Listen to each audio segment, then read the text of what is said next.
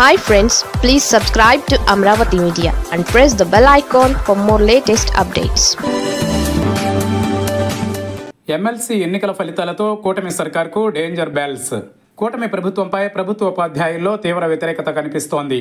అంతేకాదు ఇతర ప్రభుత్వ శాఖల ఉద్యోగులలో కూడా అప్పుడే అసంతృప్తి ఏర్పడింది. ఉత్తరాంధ్ర టీచర్స్ ఎమ్మెల్సీలో కూటమి అభ్యర్థి రఘువర్మ ఓడిపోవడం సర్కార్పై ముమ్మాటికి ప్రమాద ఘంటికలు మోగించడమే అనే అభిప్రాయం వ్యక్తమవుతోంది. పీఆర్టీయూ అభ్యర్థి గాదే శ్రీనివాసులు నాయుడికి బీజేపీ మద్దతు ఇచ్చినప్పటికీ అది ఆ పార్టీ విజయంగా చూడలేం. ఎందుకంటే బీజేపీకి పీఆర్టీయూ అనుబంధ ఉపాధ్యాయ సంఘం కానే కాదు. టీడీపీ జనసేన బలపరిచిన రఘువర్మను ఓడించాలనే పట్టుదలతోనే పీఆర్టీయూ అభ్యర్థి గాదే శ్రీనివాసులు నాయుడికి టీచర్లు అండగా నిలిచారు. కూటమి సర్కార్పై తమ వ్యతిరేకతను టీచర్లు ఉత్తరాంధ్రలో అధికార పార్టీలు బలపరిచిన అభ్యర్థిని ఓడించడం ద్వారా స్పష్టంగా చాటి చెప్పారు. తెలంగాణలో 2 ఉపాధ్యాయ ఎమ్మెల్సీ స్థానాలకు ఎన్నికలు జరిగాయి. వీటిలో ఒకటి బీజేపీ, మరొకటి పీఆర్టీయూ సొంతం చేసుకున్నాయి.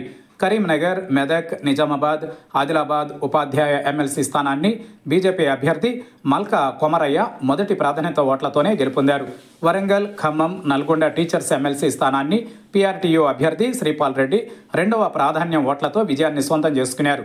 ఇక్కడ బీజేపీ అభ్యర్థి సరోత్తమ్ రెడ్డిపై పీఆర్టీయూ అభ్యర్థి గెలుపొందడాన్ని గమనంలో పెట్టుకోవాలి.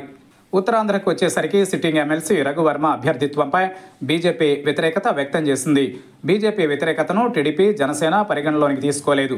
దీంతో అనివార్యంగా పీఆర్టీయూ అభ్యర్థికి బీజేపీ మద్దతు తెలిపింది.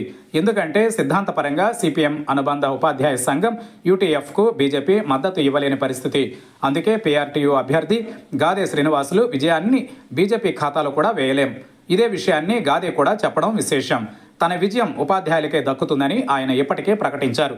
ఇంకా 9 నెలల పాలన కూడా పూర్తి చేసుకోకుండానే ఉద్యోగ ఉపాధ్యాయుల్లో ప్రభుత్వంపై వ్యతిరేకత రావడం ఆశ్చర్యం కలిగిస్తోంది. గతంలో జగన్ సర్కార్కు వ్యతిరేకంగా వీళ్లే మొదట గళం విప్పారు. వైసీపీ ప్రభుత్వం ఘోరంగా ఓడిపోవడానికి ఈ వర్గాలలో వ్యతిరేకత రావడం ప్రధాన కారణమైంది. ఇప్పుడు కేవలం 9 నెలల్లోపే పూర్తి రివర్స్లో సర్కార్పై కన్నెర చేయడం ఆలోచింపజేస్తోంది.